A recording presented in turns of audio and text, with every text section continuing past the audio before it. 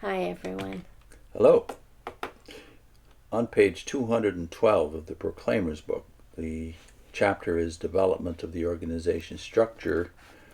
Here they're discussing changes that happened when Russell died. And they have the headings, Proper Example for the Flock. And they start this way. Brother Rutherford did appreciate that for the work to continue to move ahead in an orderly and unified way, no matter how short the time might be, proper example for the flock was vital. Jesus had described his followers as sheep, and sheep follow their shepherd. Of course, Jesus himself is the fine shepherd, but he also uses older men or elders as under-shepherds of his people. Of course, that wasn't understood at the time, as we've now pointed out, and Rutherford was to change it, so there were no elders. We'll get to that. Those elders must be men who themselves participate in the work that Jesus assigned and who encourage others to do so. They must genuinely have the evangelizing spirit. The time of distribution of the finished mystery, however, some of the elders, that is the Russellite elders, had held back. Certain ones had even been quite vocal in discouraging others from sharing.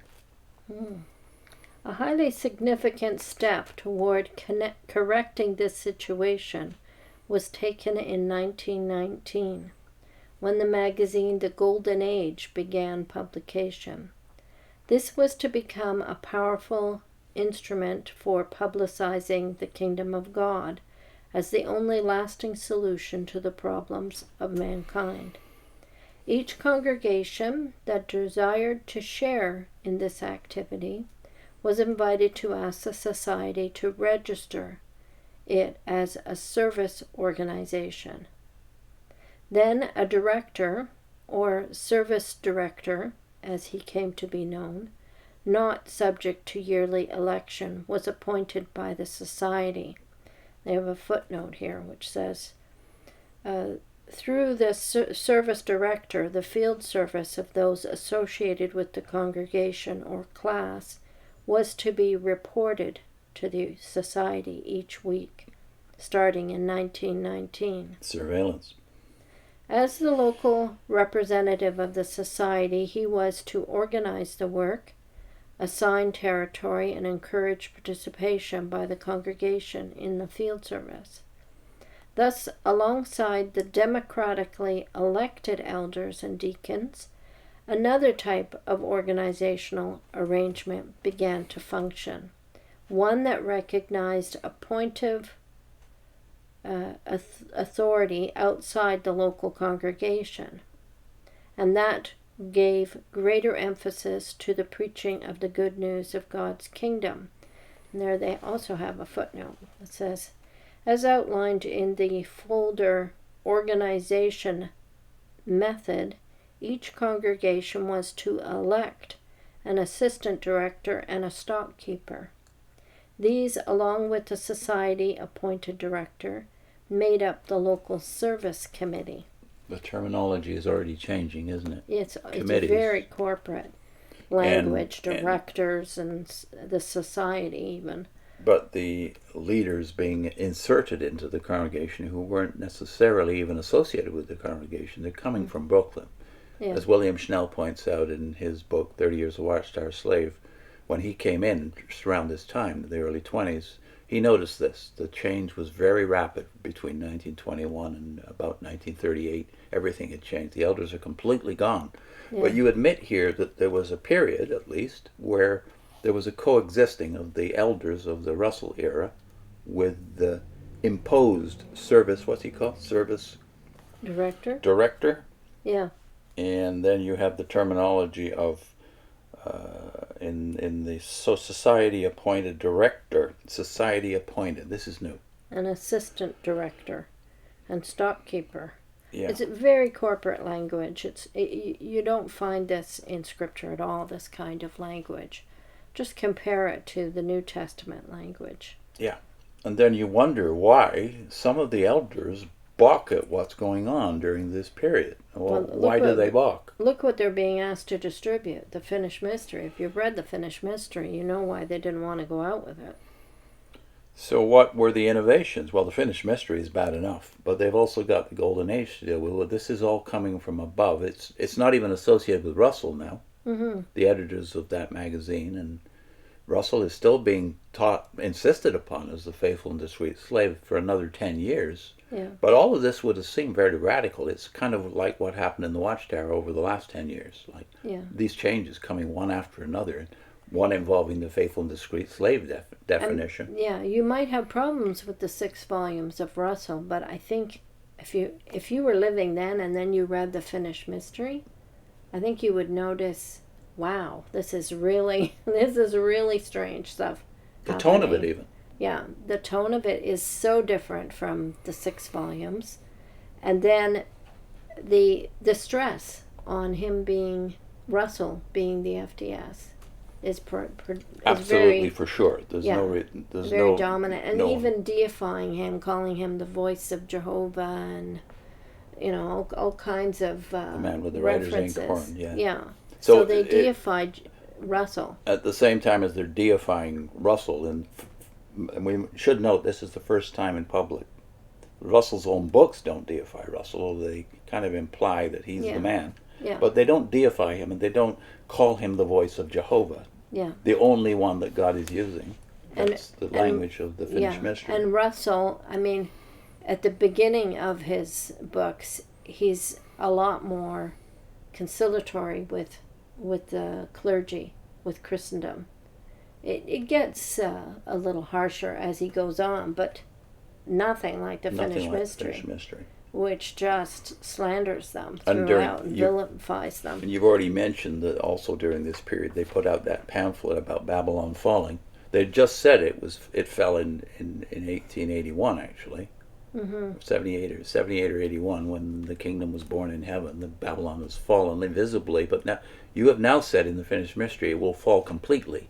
Yeah. In 1918, and that doesn't happen. Yeah. Can you understand why people would balk at spreading this? Yeah. And you could brag now that it's spread in millions of copies, and so did the Babylon Tract. Yeah. Despite the fact you've just had a prophecy that exploded your credibility. 1914, then 1918. Yeah. I think if I'd been there, I would have had my reservations and probably done a rethink. And many of them did leave during this period, of course. Certainly would leave over the next decade. I mean, they're talking about some elders. One of the other things is people of the day mention the fact that during the reign of Rutherford was not known to go door to door. He was too busy.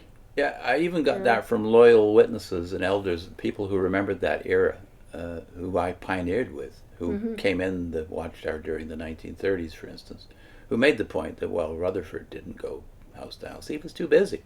But in the congregations, as the years went by, I saw lots of elders who didn't go take the lead in the field service. In fact, the first Bethel elder I met was in our congregation. He was a Bethelite and served as a Bethel elder. And he took me out in service, and we socialized a bit. And that elder, Bob, told me that our congregation overseer, whose name was Ron, wasn't a good example in many ways. Drank too much. And was a little strong-minded. You can understand, even in the comments Bob made to me about Ron, who was the only overseer, because this is the year before the elder arrangement gets inaugurated. You can understand if that was repeated around the world back in the day, 1917, for instance, and early 70s, why they moved to the elder arrangement, to basically destroy the power of that guy who had been put in place, after all, by the Watchtower as the congregation elder. They were called overseer in those days. Yeah. So I had lots of vibrations during all those years in the 1970s that the elders were not necessarily a good example. Some of them I never saw in field service. Yeah. And my fellow pioneers told me about their groups where they met for field service, and sometimes the overseer would come and then disappear for the day. Yeah, I only know of one that I heard that said of, and he wasn't in the congregation I was in at the time. So, but I do, of the ones we were associated with while we were married, I don't remember that being prominently visible, that some weren't going out. Not the crew that we were with. But it's... But I do think what I didn't notice as a witness and discovered later is not only the language being different when you're reading the New Testament, but who's doing what was different in the New Testament than what I perceived as a witness. Because you just sort of live with what you see. This is the way we do things. We have elders, we have ministerial servants, we have everybody doing the preaching work. But then when you look in the New Testament, you find it's the apostles and some select ones, that evangelists who work, and they do the preaching. They Not don't door do to the door. preaching the same way as we think, but they were preaching publicly. You don't hear about the sheep doing that, the flock, the congregation. They weren't all being thrown in prison. It was the leaders that were being thrown into prison, and it wasn't even the elders. It was the apostles, the ones that were preaching publicly, that were getting stoned and thrown in prison. The elders were shepherding. That was what they were doing. They were taking care of the sheep, and the sheep were being sheep.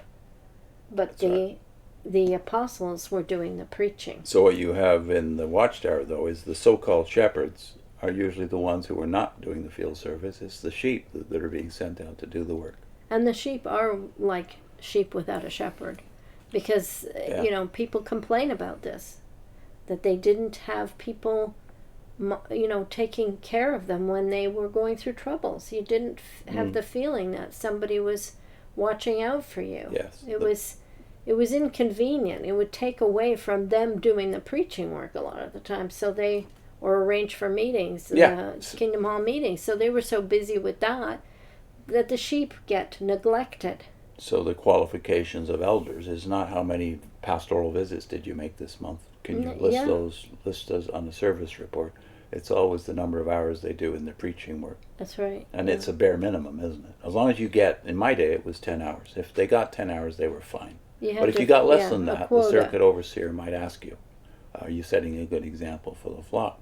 But of course, the elders, as you just said, didn't go out at all. As far as we can tell from the New Testament, local elders just did their job as elders and shepherds. Yeah.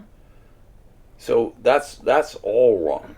And so the finished mystery, if I had been there at that time, I certainly wouldn't have been comfortable with the deification of Russell in that book, nor would I have been comfortable with the vilification of Christendom and the clergy particularly, especially because we've just committed 2 false prophecies, 14 and 18. Yeah. The whole thing has been discredited, and we're being told now to be bold and take this message. Some of the vilifying of the clergy was because they wouldn't go along with what Russell was saying, and then they proved to be right, and you still vilify them. That's a tradition that hasn't stopped in the whole 140 years you've been around. 140 years you've been around, yeah. 145 now. What's our link? Ray France says the governing body never ruled JWs. First 3 presidents created a corporate monarchy. So it wasn't a theocracy, it was corporate monarchy with president and vice president. Yeah, the presidents that had the power. Yeah. Not the governing body. Even when he was serving on the governing body, he says that. Okay, we can even extend it from 3, because that was the case when Ray left. That the 4th president, really, Ray, that is Fred, had just come in because Nathan had died. Yeah. So 4 presidents who were corporate presidents, they were certainly not shepherds of the flock, and they didn't set a good example when it comes to field service. Some of them scandalously so.